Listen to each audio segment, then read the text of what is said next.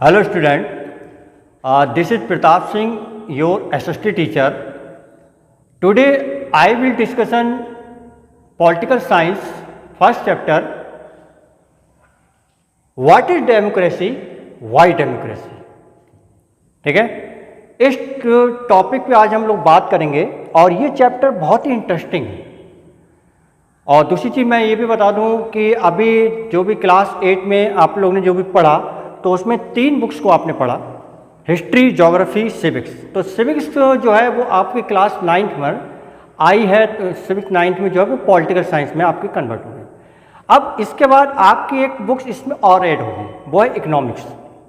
और इकोनॉमिक्स में आपको भाई पढ़ना बहुत ज़रूरी है। इकोनॉमिक्स के बारे में क्या है कि डीपली हमें नॉलेज हो कि देश की इकोनॉमिक कंडीशन क्या है, ये मतलब दुनिया की क्या है, वो सारी चीज़ हमें इकोनॉमिक्स के थ्रू मालूम चलता है। और दूसरी चीज़ क्या है कि आपको मालूम हुआ कि इस कोविड-19 की वजह से आपके बुक्स में कुछ चैप्टर ऐसे हैं जो कि रिड्यूस किए गए हैं। लेकिन मैं आपको ये बता दूं कि जो इंटरेस्टिंग चैप्टर हैं वो रिड्यूस नहीं हुए आपके, उनको रिड्यूस नहीं किया गया। जैसे आपका हिस्ट्री में जो तीनों चैप्टर आपके स्टार्टिंग के हैं वो भी तीनों चैप्टर आपके फ्रेंच रेवोल्यूशन, रशियन रेवोल्यूशन और उसके बाद आपका हिटलर, वो तीनों चैप्टर हैं। और आपके जो तीनों चैप्टर हैं मतलब कि all chapter are very interested.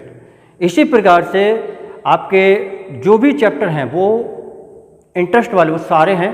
Political science में भी जैसे हाँ, इसमें एक चीज़ और ध्यान रखिएगा कि अगर किन्हीं बच्चे के पास अगर पुरानी बुक हो, ओल्ड बुक हो, तो उसमें फर्स्ट चैप्टर दिया है कंटेम्प्रेरी ऑफ डेमोक्रेसी।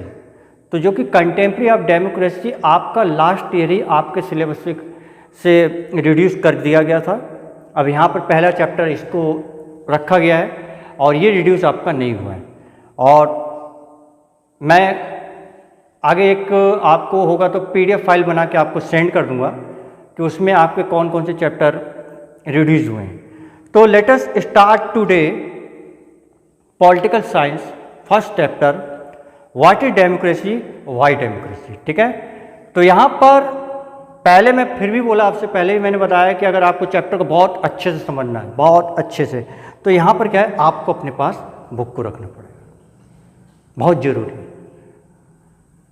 बहुत ज़रूरी है। अगर आप बुक को रखते हैं तो सारी चीज़ें आपको समझ में आएगी। हम मेहनत करते हैं, आपकी मेहनत और सफल हो जाएगी, हमारी मेहनत भी और सफल हो जाएगी कि अगर आपको अच्छे से चैप्टर समझ में आ जाएगा। तो यहाँ पर पहला chapter what is democracy, why democracy में जो आपका पहला पॉइंट दिया गया, वो पहला पॉइंट आपका दिया गया है वो है सिंपल डेफिनेशन, कि डेमोक्रेसी की जो सिंपल परिभाषा होती है वो क्या होती है। ठीक है, क्या कह रहा है कि democracy is a form of the government in which the ruler are elected by the people. अब देखिए यहाँ पर ये आपकी बहुत ही सिंपल परिभाषा है, लेकिन इसमें कई सवाल छिपे हुए हैं।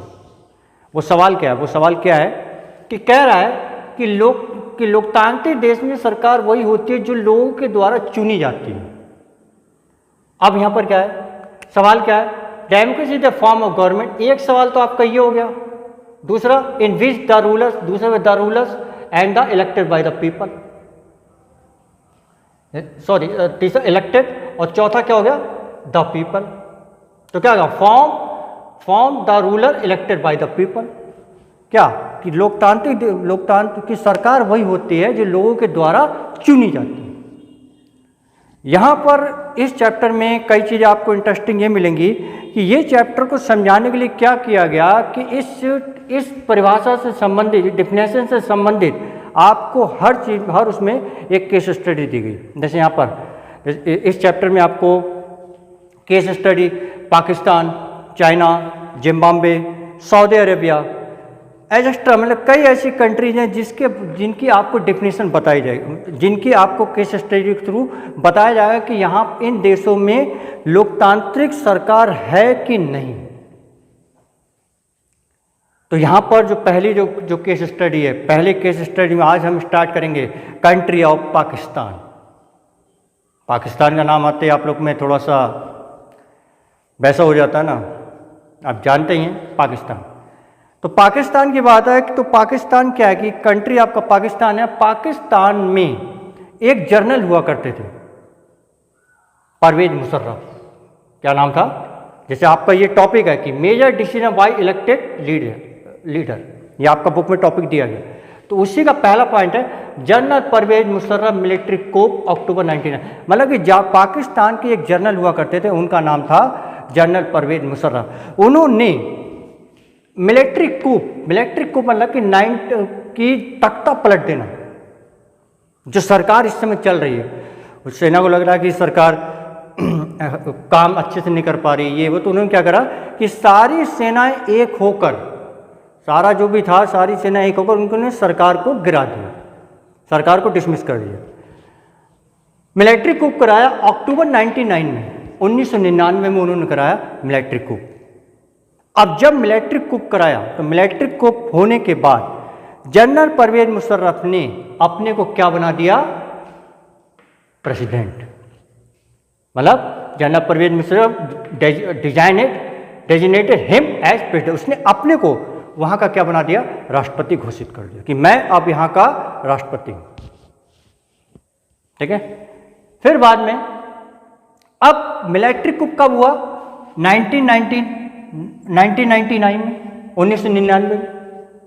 अब 5 साल उसने आगे 5 साल काम किया और आगे काम करने के लिए, अब यहां देखिए 5 साल नहीं हुए, 2002 उसने रेफरेंडम 2002 में एक रेफरेंडम बनाया।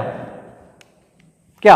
अपने को 5 साल एक्सटेंड करके 5 साल में और पाकिस्तान पर राज करूं। उसने क्या किया? 5 जगह प्रोटेस्ट अगेंस्ट रेफरेंडम। अब देखिए यहां पर क्या हुआ कि जब अब रेफरेंडम कैसे बनाया? उसने एक जनता से कुछ अपने पक्ष में वोटिंग करा ली। जैसे उसका सबसे बड़ा मुद्दा क्या रहता है पाकिस्तान का? ओनली कश्मीर के मुद्दे पे जनता ने क्या थे, बोले हाँ मैं आपको कश्मीर दिलाऊंगा। तो उसने कह दिया कि अरे जनता ने मुझे वोट दे दिया और मैं ये काम करूंगा। लेकिन वो क्या, वो लीगल नहीं था, वो इलीगल था। और इलीगल होने की वजह से क्या हो कि वहाँ की जो मीडिया थी, मीडिया को बाद में पता चला कि ये जो आपका रेफरेंडम उसने किया है वो इलीगल है, उसके खिलाफ आवाज़ हुई। लेकिन बाद में उसने क्या किया? एक लीगल फ्रेमवर्क बनाया, legal framework order. Legal framework order में क्या किया? अमेंडेड कॉन्स्टिट्यूशन, उसने संविधान में चेंजेस किए। जो वहाँ का संविधान है पाकिस्तान का, उसने पाकिस्तान के संविधान में चेंजेस करना चाहा। और चेंजेस करने के साथ साथ president can dismiss the national and provincial assembly. जैसे नेशनल क्या है, असेंबली क्या है, जो जैसे हमारे यहाँ की संसद, वहाँ की नेशनल असेंबली बोलते हैं।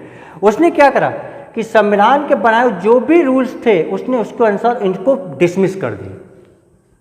और डिसमिस करने के बाद national security council board supervise civilian cabinet, उसने कहा कि नहीं, अब इसका जो काम देखेंगे वो कौन देखेगा? सिविलियन कैसे? कि जो मिलिट्री में जितने भी लोग जो काम करने वाले थे उनको वो प्रायोरिटी देने लगे कि नहीं आप रक्षा मंत्री बन जाओ, आप होम मिनिस्टर बन जाओ, आप एडजस्टर जो भी मंत्री। उसने क्या करा? अपने ही जो कहते हैं भाई भतीजे या दोस्ती नाते उनको बनाने लगे। तो यहाँ पर अगर केस स्टडी देखें तो केस स्टडी के अनुसार जो यहाँ की जो मेजर जनरल परवेज मुशर्रफ ने अपने को जो वहाँ का राष्ट्रपति घोषित किया वो लीगल नहीं था। क्योंकि यहाँ क्या कह रहा है? Democracy is a form of government in which the ruler are the elected by the people. अब इसको क्या हुआ? इसको लोगों ने इलेक्ट तो नहीं किया जनरल परवेज मुशर्रफ को, वो अपने से ही बना। कैसे? मिलिट्री कोप करके 1999 में।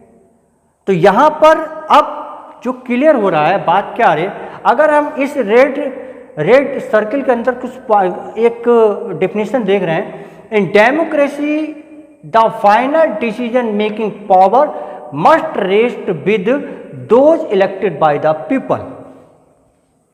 कि डेमोक्रेसी कंट्री में जो भी फैसले देने का राइट है वो किसको है?